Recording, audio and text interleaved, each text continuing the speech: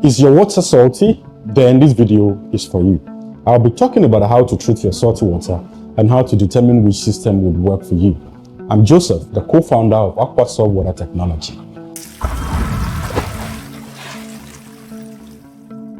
The beginning of every successful water treatment starts from understanding the quality of your water.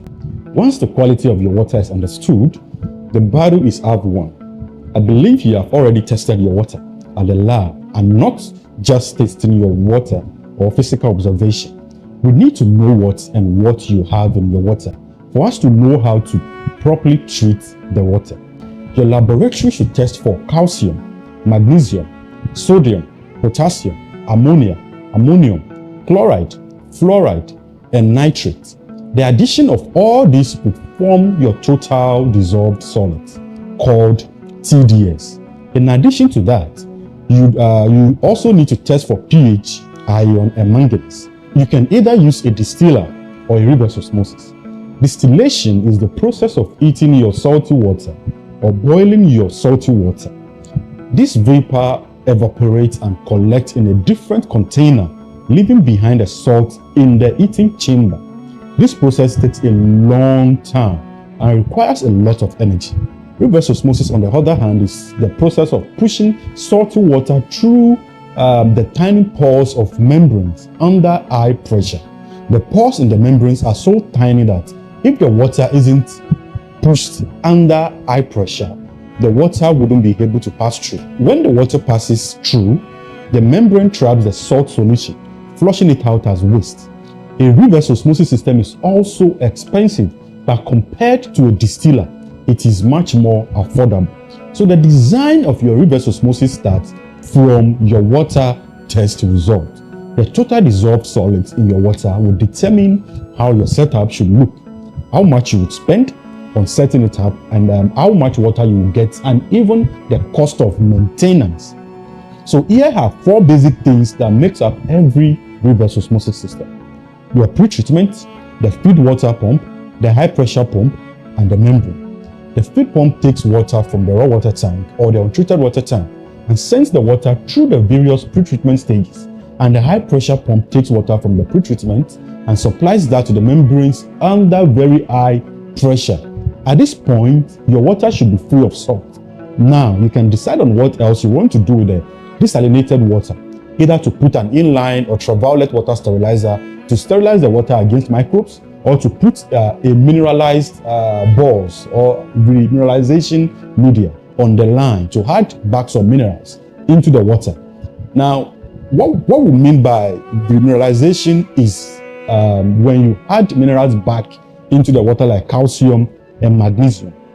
And it's because reverse osmosis membrane sometimes can take out too many minerals from your water. And when this happens, it would mean that you are consuming water devoid of essential minerals. If you are still here, it means that you are gaining something. Kindly do well to subscribe to our channel. You may hear things like 1 ton RO, 2 tons RO, half ton RO. 1 ton RO simply means that the reverse osmosis can process 1,000 liters per hour as treated water. 2 tons means 2,000 liters per hour, and half ton means 500 liters per hour. Your water usage should be the guide to determine or in determining which one to go for.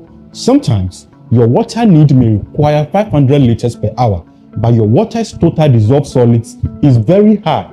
Something above 5,000 milligrams would require you to get about 1,500 liters per hour RO or 2,000 liters per hour RO just for you to meet your demand of 500 liters per hour, meaning 75% of the total water will go out as wastewater, while you only get 25% as your treated water.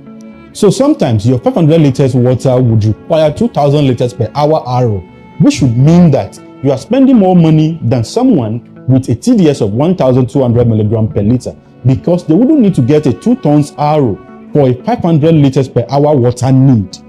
They can just get 500 liters per hour RO system.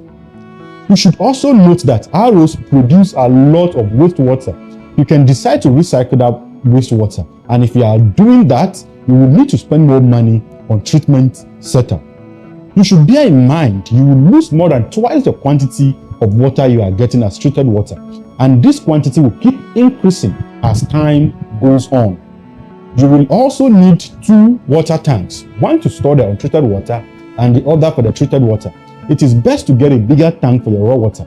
So if your treated water tank is 3,000 liters, you should get at least 6,000 liters tank as your raw water tank. That doesn't mean you can use same tank size for the treated and the untreated. Just that you will need to be pumping water into your untreated water tank more often. Thanks for watching. You can check out our other videos here. Bye.